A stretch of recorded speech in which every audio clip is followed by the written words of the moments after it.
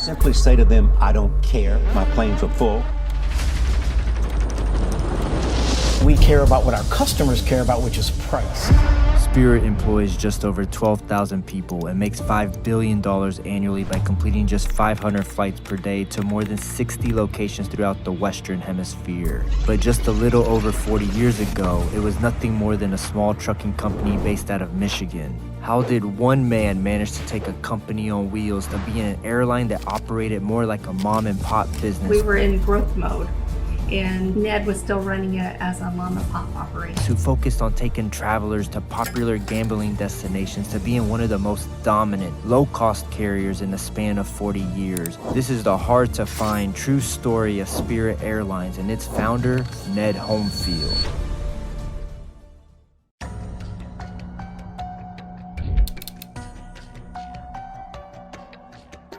Ned Homefield, founder of Spirit, lived a very private life, but those closest to him recalled that he loved the great outdoors and hanging out with family and friends. He was the guy everyone wanted to hang out with. As a teenager, he competed in sailboat racing and years later told a journalist, "The competition in sailing is much like the competition in many of the businesses I've been in. If there are 40 boats that are exactly the same sails, the same hulls, the same weight, they ideally have the same speed. It's how you sail your boat that determines whether you win or lose a race." He had a passion for designing racing yachts and a goal to compete in the American Cup, a dream that changed along the way. But it was evident from a young age that Ned also loved to build and sell things. When he entered college at the University of Michigan, he pursued a degree in marine engineering, but later dropped out because one of his side businesses, a trucking company, started to take off. Clipper Trucking, a Detroit-based trucking company that he founded in 1969 while being in college, delivered parts to auto plants in Detroit and Cleveland for several clients, but his biggest being Chrysler. While things were looking good, it didn't last forever. His business slowed down dramatically during the OPEC oil crisis of the mid-1970s. Within a few weeks, the need for his services came to a complete halt. Ned said there was no cushion, nothing gradual about it. But the young Ned wasn't one to give up. He converted his business into a factoring company. A factoring company in trucking is a way for truckers to receive much faster payment for their services. Ned started out by focusing on other trucking companies, but soon realized that small commuter airlines and air freight forwarders needed this service as well. He said, "We changed who we were to accommodate the times, and by 1981, Homefield was in the clear and his profits were soaring." He had a company approach him seeking investment to help them expand their air charter operations, but Ned declined to invest in them. But after pondering on the idea a bit more, he realized the idea he was pitched wasn't all that bad, but that he should be the one to execute on it. This bit of thinking completely changed the trajectory of his company and the future impact he would have on the aviation industry.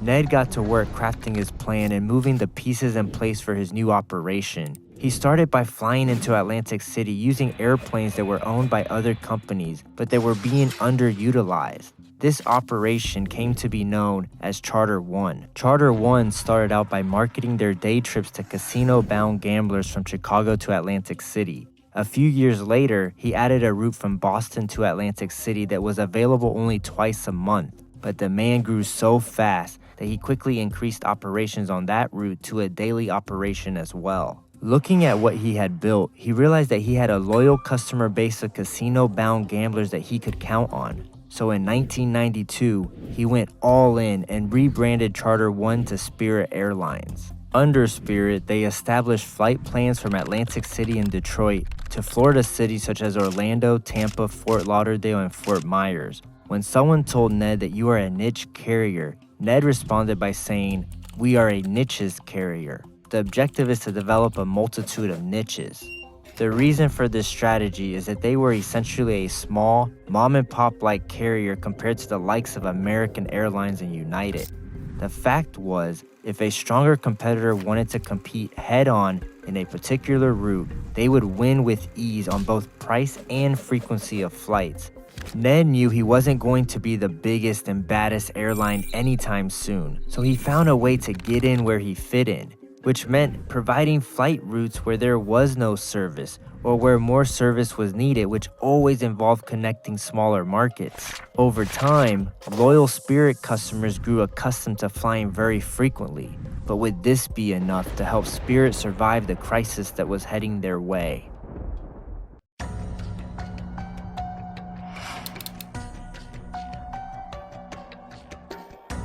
In 1996, ValueJet Flight 592 was on a regularly scheduled flight from Miami International Airport to Hartsfield-Jackson Atlanta Airport. About 10 minutes after taking off from Miami, it crashed into the Everglades because of a fire in its cargo compartment caused by mislabeled and improperly stored hazardous cargo. 110 people on board lost their lives due to the airline's negligence. This incident sent shockwaves across the airline industry, but particularly hit small airlines and discount carriers the most. In Ned's words, "We got hammered and lost customers."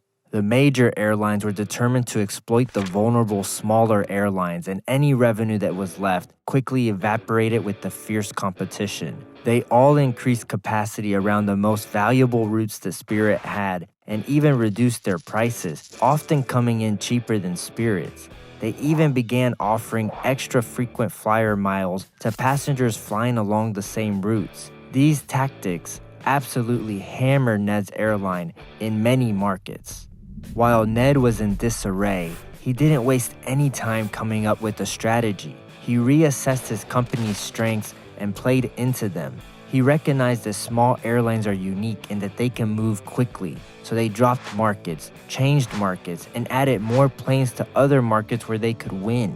They also, for the first time in Spirit's history, started to focus on advertising. Ned began to feature his pilots, flight attendants, and even mechanics on TV commercials so that passengers can identify with Spirit staff on a personal level. Up until this point, he purposely tried to keep a low profile for himself as well as his company so that competitors wouldn't size them up and attempt to compete directly. He even said, "If we were invisible to them, then we could exist without them attacking us too much." Previously, they relied on direct mail campaigns to attract customers instead of developing relationships with travel agents. They never threw parties or went to travel shows to meet travel agents, so they were also not an available option in their system. Though it was fine to forego these activities early on, Ned quickly adjusted because, in his own words, it became obvious that we were being aimed at. If we were going to be shot at anyways, we wanted to make sure as many people knew about us as possible. Because of Ned's fun-like nature and being a natural-born entertainer, in no time, travel agents began to recommend Spirit over the major airlines, and this revenue stream grew rapidly, eventually accounting for 40% of Spirit's bookings. During this journey, Ned came to the realization that one travel agent can talk to 100 people in a week. He can't. What also helped was that larger airlines were cutting back the commissions paid to these agents and showing them no love. So Ned sweetened the incentive structure with a golf vacation program that came with a commission bonus of 10%. Coming out of this crisis, the employees and Ned grew incredibly close. He always been really good to his employees, and many truly felt like they were family. Ned would say, "You have to be caring toward the people that work for you. You have to realize that when people don't work out in a particular job position, some of the blame is your own, whether it's for not properly training them, not properly managing, or not properly directing management. You have to look at the situation through everybody else's eyes as well as your own. Loyalty should flow in both directions." And while you can definitely learn how to become a better entrepreneur, there is such a thing as a natural-born one. And Ned Homefield deserves much more accolades than he has been given.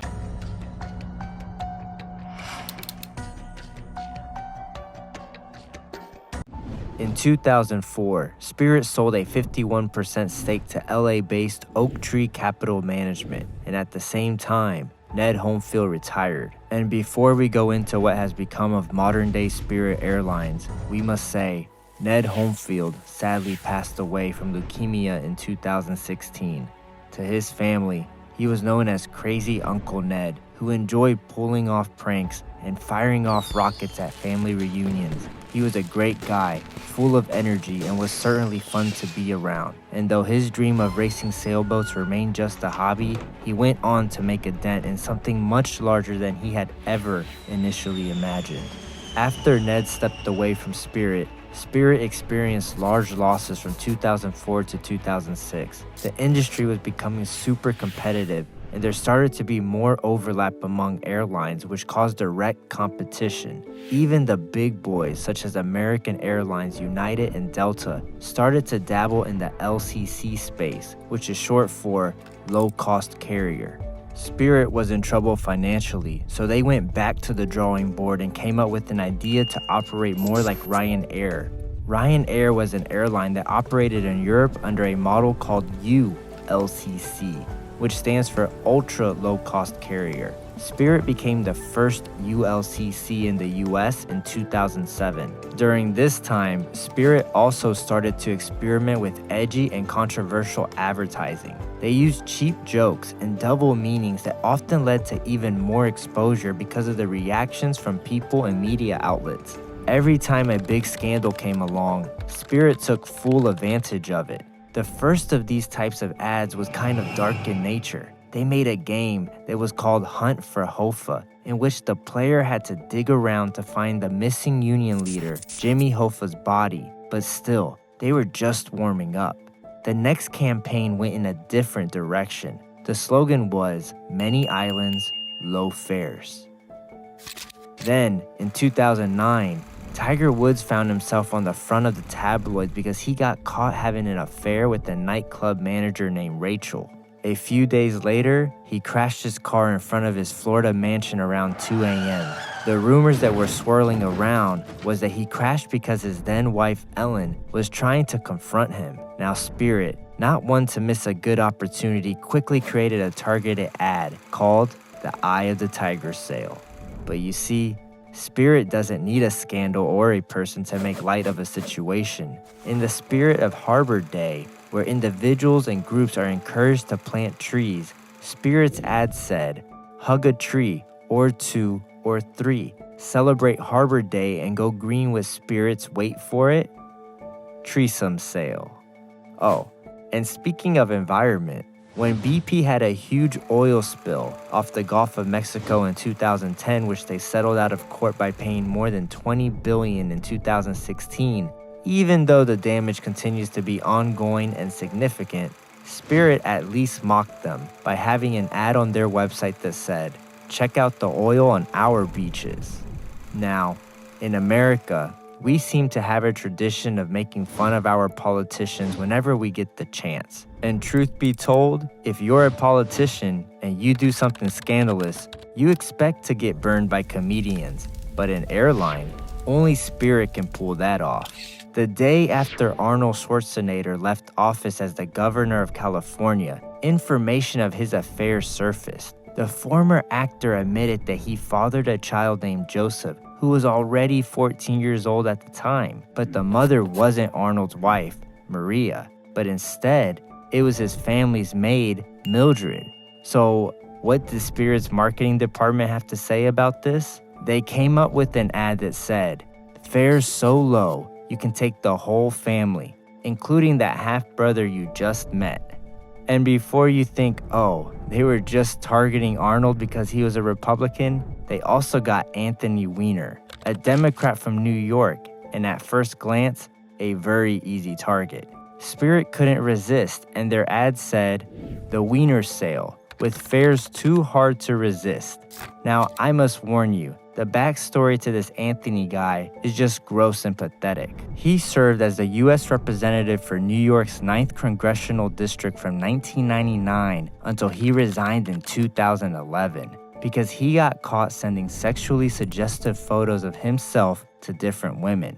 2 years after the scandal, he ran for the Democratic primary and somehow actually managed to come in 5th place. Like, how does someone like him even get on the ballot? But putting that aside, in 2017, he really went off the rails and was sentenced to just 21 months in prison and required to permanently register as a sex offender. As you can see, Spirit did a complete 180. They went from wanting to fly under the radar to being as loud and provocative as they could be, and it was because they needed eyeballs to create brand awareness. Customers that found their jokes funny or weren't bothered by it was exactly who they were targeting.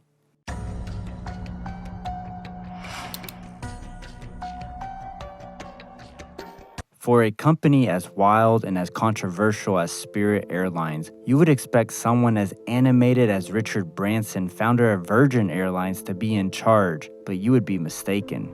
Unlike Richard, who is known for extravagant marketing ploys, Ben Baldanza, the architect of the Unbundle plan, is more of a staycation kind of guy who prefers to play board games at home with his wife and family. The career airline executive says, "Because we're a small airline, we have to be a little different, a little avant-garde. Besides the loud ad campaigns with sexual innuendos, Ben is credited for leading Spirit to becoming the first airline to charge for checked bags, and in his words, stop pouring water for free." This move ruffled some feathers, as hardly anyone likes to feel nickel and dimes over every little thing, which led to Spirit receiving a cascade of complaints. Many of these complaints even found their way to the transportation department, who said that they received more complaints about Spirit than even the much larger airlines. Ben admits that the complaints are statistically higher, but excuses these stats because when compared to the number of travelers he moves from point A to point B, it's a teeny drop in the ocean. We're the Walmart or the McDonald's, not the Nordstroms of the airline industry. No one walks into McDonald's and gets disappointed when they don't see filet mignon on the menu. To Ben, the complaints stemmed from flyers' expectations, but the complaints were about more than just price. They had to do with baggage, reservations, ticketing, refunds, and the overall customer experience. If it cost a little more, take the other airline. To which Ben would respond, "If any Spirit passengers feel they've been treated badly, they should fly someone else. That's the way the free market works. Our job is to make sure that doesn't happen to a majority of customers." It's well known that the airline business is a tough business, and some people praise Ben for what he has accomplished. But the numbers don't lie. The airline continued to struggle with customer service issues and on-time performance, so much so that Ben Baldanza left abruptly in January 2016, the official reason being that his family had moved to Washington, D.C. The new CEO, Bob Fernando, was quickly elevated to the top job, but many saw him as a caretaker CEO who happened to be at the right place at the right time. He was already serving on the board of Spirit, and having been the CEO of AirTran Airways from 2007 to 2011, it made sense to have him fill the position for the meantime.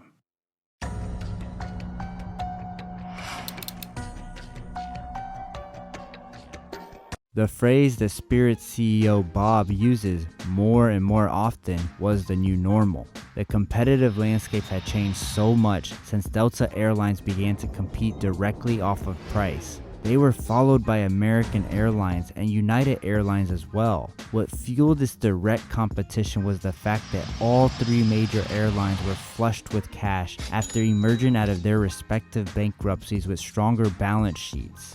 As the competition began to take its toll on Spirit, Bob had to pivot and devise a new strategy. He began to invest money into leveling up customer service by implementing a training program from a Walt Disney subsidiary called the Disney Institute. Bob went on record saying that in the past, Spirit almost went out of their way to poke customers in the eye. And once a business gets more and more competitive, you can't do that anymore. During Bob's relatively short stint, he managed to start the momentum and direction needed for Spirit to have a fighting chance at survival.